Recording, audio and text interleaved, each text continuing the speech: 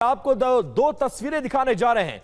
सैलाब काल के बाद बात करने जा रहे हैं पाकिस्तान ऑक्युपाइड कश्मीर यानी पीओके की। वहां मतदान का प्रपंच चल रहा है और मुनीर का कर्फ्यू वाला कहर पीओके में लगातार जारी है। अब एक तस्वीर देखिए उस सियासी ड्रामे की जहां आवाम उसमें शामिल है और बिग बॉल पर इस तस्वीर को दिखाने के लिए आपको जरा लेकर चलता हूं। क्या हो रहा है पीओके में? लगातार मुनीर की सेना जो है वहां पर कहर बरपा रही है और मतदान का प्रपंच यानी चुनाव के नाम पर ऐसा सब कुछ किया जा रहा है। जरा दो तस्वीरें देखिए।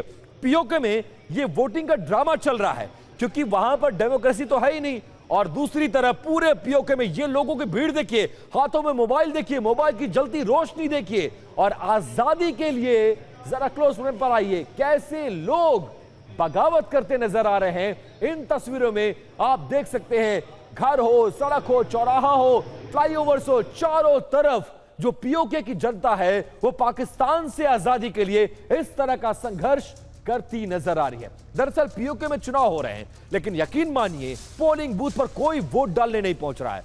अब आपका सवाल होगा तो पीओके की आवाम आखिरकार इन चुनावी सीजन में कहां है? इसके लिए दूसरी तस्वीर आपको देखना जरूरी है। पीओके के आवाम आजादी की मुहिम पर ये दोनों तस्वीरें पाकिस्तान के जुल्म की कहानी को बयान करने के लिए बहुत ज्यादा काफी है। अब दरअसल आसिम मुनीर ने पीओके में वोट चोरी का जो प्लान बनाया है उसे समझने की कोशिश करते हैं। पाक अधिकृत कश्मीर में चुनाव है, विधानसभा का चुनाव वहां पर हो रहा है। 13 सीटों पर वोट डाले गए हैं 3 चरणों में। सोचिए 13 सीटों में 3 चरणों में चुनाव कराया जा रहा है और जैक ने इस वोटिंग का बहिष्कार कर दिया है। ज्यादातर पोलिंग स्टेशन खाली पड़े हुए हैं। 1-2 पोलिंग स्टेशन पर पाकिस्तान सरकार परस्त लोग वोट डाल रहे हैं। ज्वाइंट अवामी एक्शन कमेटी और दूसरे राजनीतिक समूहों ने स्थानीय अधिकारों की अनदेखी के चलते इन चुनावों का पूरी तरह से बहिष्कार कर दिया है। अब पीओके में मुनीर का वोट चोरी का प्लान क्या है जरा वो भी समझिए।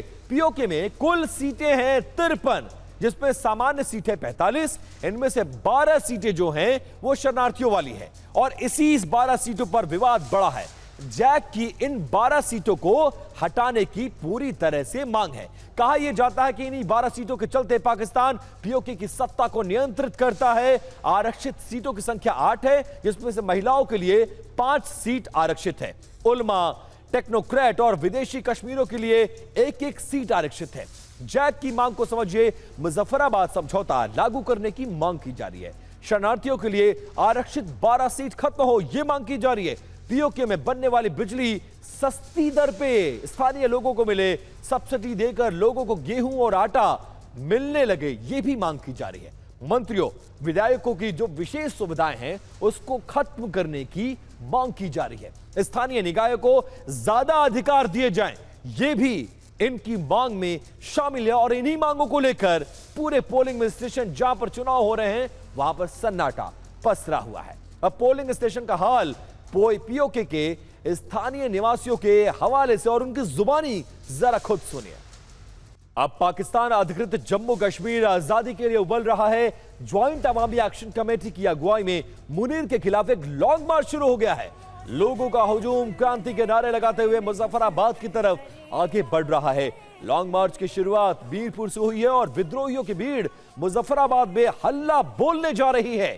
26 जुलाई को शुरू हुआ और आज मुजफ्फराबाद में यह पूरा आंदोलन, यह पूरा मार्च खत्म होगा। इस मार्च का मकसद अलग अलग शहरों में चल रहे धरना प्रदर्शनों को एक साथ एकजुट कर उन्हें अपने क्षेत्र की राजधानी मुजफ्फराबाद की ओर मार्च में बदलना है। अब देखिए पीओके की सड़कों पर जो इंकलाबी सैलाब नजर आ रहा है उसमें मुनीर और उनकी सेना भयभीत नजर आ रही है। जनता का आक्रोश बहुत ज्यादा है। ऐसे में सवाल यह है कि पीओके में रहने वाली आम जनता की आवाज को कब तक दबाया जाएगा और यह पाकिस्तान की सरकार और हुकूमत ये कब तक करती रहेगी? अब जरा आपको समझाने की मैं कोशिश करता हूं कि पीओके में जो व्यवस्था है वो क्या है, कैसे चलती है वहां की व्यवस्था।